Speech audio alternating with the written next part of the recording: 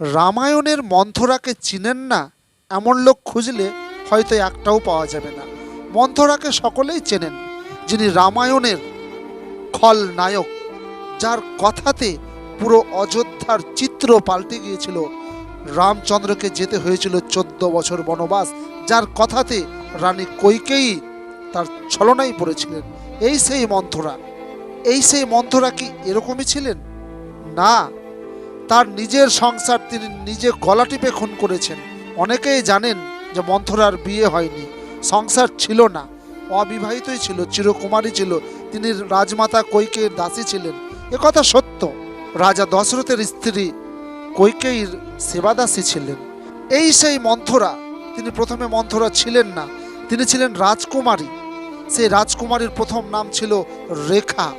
রেখা থেকে তিনি হলেন মন্থরা, পরে মন্থরা হয়েছিলেন। তার আগে তার সংসার ছিল, তার স্বামী ছিল। অন্ধমণির সন্তানের সঙ্গে তার বিয়ে হয়েছিল। এই অন্ধমণির সন্তান ছিলেন শ্রাবণ কুমার। এই শ্রাবণ কুমারের সঙ্গে মন্থরার বিয়ে হয়েছিল, অর্থাৎ রেখার। এবং তিনি স্বামীকে প্রচুর ভালোবাসতেন, স্বামীও তাকে ভালোবাসত।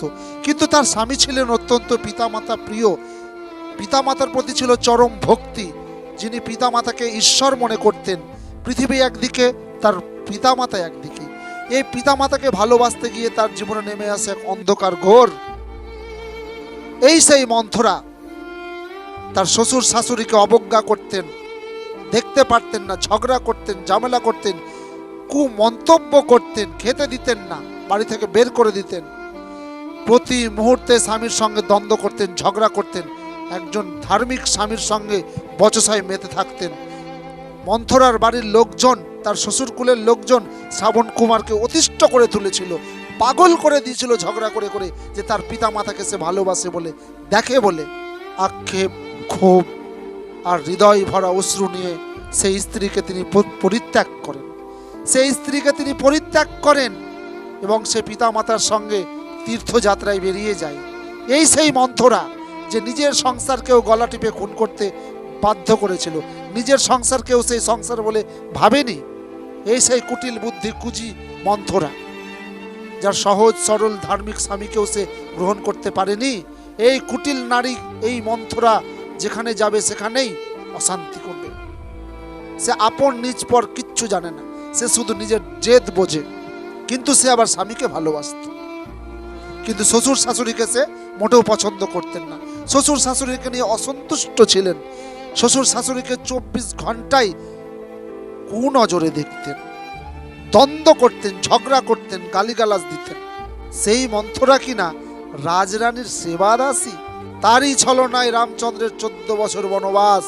রাজা রামচন্দ্রের যখন রাজ্যাভিষেক হবে, রানী কইকেয়ী তাকে একটি রত্নের হার উপহার দিতে গিয়েছিলেন। সেই কথা শুনে তিনি গাঁ গাঁ করে জ্বলে উঠলেন, ছারখার হয়ে গেলেন। তিনি ধমক দিয়েছিলেন কইকেয়ীকে এবং সেই রত্নের হার ছুঁড়ে ফেলে দিয়েছিলেন। কারণ তার মনের মধ্যে জ্বলছিল প্রতিশোধের আগুন। তিনি প্রতিশোধ নেবেন, রাজা দশরথকে উচিত শিক্ষা দেবেন, এই তার বাসনা ছিল। কিন্তু কেন এই পরিকল্পনা? তাহলে কি মন্থরার সঙ্গে দশরথের কোনো পুরনো শত্রুতা রয়েছে? পরবর্তী ভিডিওতে আপনাদের সামনে নিয়ে আসবো এমনই একটি চাঞ্চল্যকর তথ্য। আপনারা শুনতে থাকুন এবিটি টিভি আধ্যাত্মিক জগৎ। তাহলে মন্থরার পরিচয় পেলেন। সেই মন্থরা প্রথমে রাজকুমারী ছিল, রাজকুমারী থেকে পরে মন্থরা হয়েছিল। এবং মন্থরা নিজের সংসারকে ভেঙে চুরমার করেনি, সে দশরথের সংসারকেও চুরমার করেছে। এবং অত্যন্ত কুটিল বুদ্ধি মহিলা ছিলেন। যেখানে যেতেন, যার বাড়িতে যেতেন, তার পা পড়লে সেই বাড়িতে আগুন জ্বলে যেত, সেই বাড়িকে ছারখার করে দিতেন। এই সেই মন্থরা।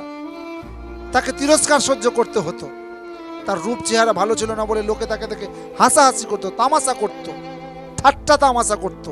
আর এসব তিনি সহ্য করতে পারতেন না। সেই সবের প্রতিশোধ তিনি তুলতেন। কিন্তু রাজা দশরথের সঙ্গে তার অন্য একটা ঝামেলা রয়েছে। এই ঝামেলা আপনাদের সামনে আমি তুলে ধরবো আমি। আজ এ পর্যন্তই। ভালো লাগলে অবশ্যই চ্যানেলটি সাবস্ক্রাইব করবেন, পাশে থাকুন। ধন্যবাদ।